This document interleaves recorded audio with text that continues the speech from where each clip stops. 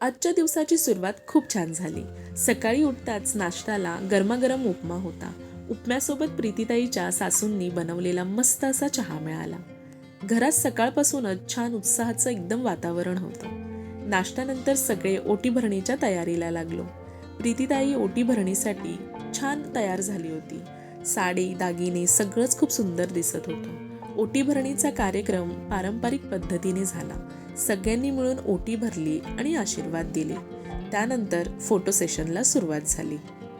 एक एक फोटो काढताना खूप मजा येत होती. मग आला सगळ्यात इंटरेस्टिंग भाग आणि तो म्हणजे मुलगा मुलगी चूज करायचा. सगळ्यांचं लक्ष त्या क्षणाकडे लागलं होतं. आणि शेवटी काय, मुलगी आली. सोबत गोड बर्फीही मिळाली. सगळ्यांनी टाळ्या वाजवल्या. हशा मजा सुरूच झाली. प्रीतीताईच्या कुटुंबाची मजा काही वेगळीच चालू होती. गप्पा, हसणं, फोटो, व्हिडिओ सगळंच चालू होतं.